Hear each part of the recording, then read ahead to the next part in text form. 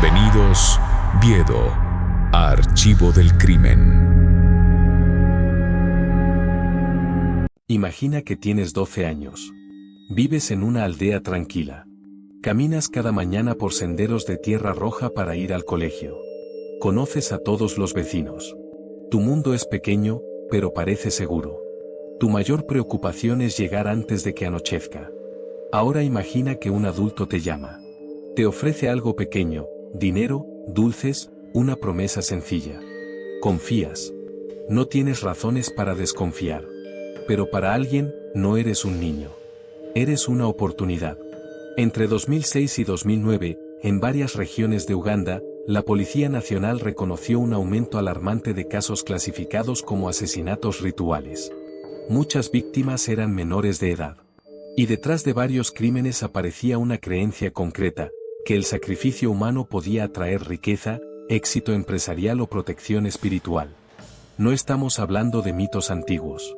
Estamos hablando de investigaciones del siglo XXI, de procesos judiciales reales, de familias reales que perdieron a sus hijos. A principios de los años 2000, Uganda experimentaba crecimiento económico. Aumentaba la inversión extranjera, se expandía el sector construcción y se desarrollaban zonas urbanas alrededor de Kampala. Sin embargo, el crecimiento no fue uniforme. En muchas áreas rurales persistían la pobreza, el desempleo y el acceso limitado a educación formal. Uganda es un país con más de 40 grupos étnicos y una gran diversidad cultural. Aunque la mayoría de la población es cristiana o musulmana, también existen prácticas espirituales tradicionales africanas que conviven con esas religiones. Entre ellas, consultas a curanderos, rituales de protección, creencias en espíritus ancestrales y uso de medicina herbal. Es fundamental aclarar algo: la gran mayoría de curanderos tradicionales no practican violencia ni sacrificios humanos. El problema surgió cuando individuos concretos comenzaron a explotar creencias espirituales con fines económicos. En 2009, la policía presentó cifras preocupantes. En 2007 se registraron 12 asesinatos clasificados como rituales. En 2008 la cifra ascendió a 25. En 2009 se investigaban más de 29 casos bajo sospecha de sacrificio ritual. Organizaciones como UNICEF alertaron de que podrían existir más casos no denunciados en zonas remotas.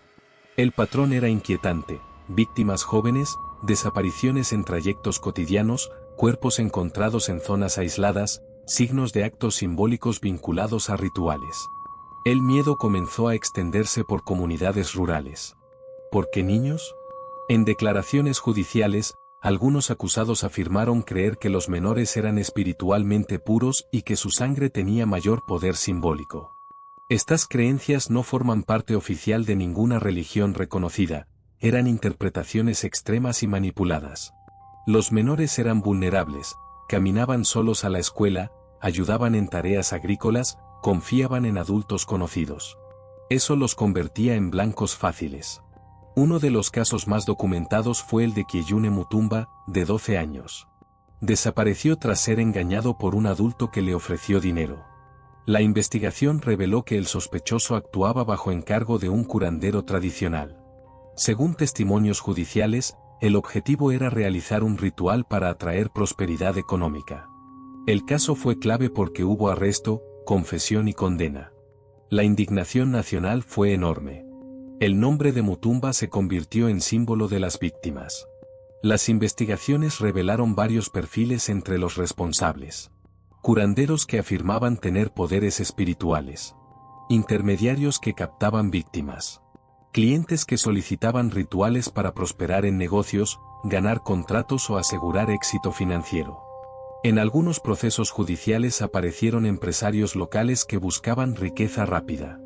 No se probó la existencia de una red nacional organizada, pero sí se documentaron pequeños grupos que actuaban por encargo. El trasfondo económico fue relevante. La policía observó que el aumento de casos coincidía con el auge de la construcción y la competencia por oportunidades económicas. Algunos individuos creían que un sacrificio humano garantizaría éxito financiero inmediato. Los informes judiciales indicaron que las víctimas eran llevadas a entornos aislados. Se utilizaban objetos tradicionales, hierbas y elementos simbólicos. No existía una estructura religiosa organizada detrás, eran actos criminales ejecutados por individuos o pequeños grupos. Las familias afectadas describieron trauma severo. En comunidades pequeñas, la desaparición de un niño generaba pánico colectivo. Algunos padres dejaron de permitir que sus hijos caminaran solos. Se suspendieron actividades escolares en ciertas zonas por miedo. Además del dolor, surgió estigmatización. Algunas familias fueron señaladas injustamente como malditas o asociadas con espíritus. El daño no fue solo físico, fue social y psicológico. En respuesta, el gobierno ugandés creó en 2009 una unidad policial especializada en asesinatos rituales. Se lanzaron campañas educativas para advertir sobre falsos curanderos. Se promovió el registro de practicantes tradicionales en algunas regiones. Se habilitaron líneas telefónicas para denuncias anónimas. Varios acusados recibieron largas condenas de prisión, incluyendo cadena perpetua en algunos casos. Es importante desmontar una idea errónea. No existe evidencia académica que indique que las tribus ugandesas practiquen sistemáticamente sacrificios humanos como tradición cultural contemporánea aceptada. Expertos en antropología señalan que aunque existen rituales simbólicos y sacrificios animales en algunas culturas africanas, el sacrificio humano moderno es una desviación criminal, no una práctica cultural generalizada.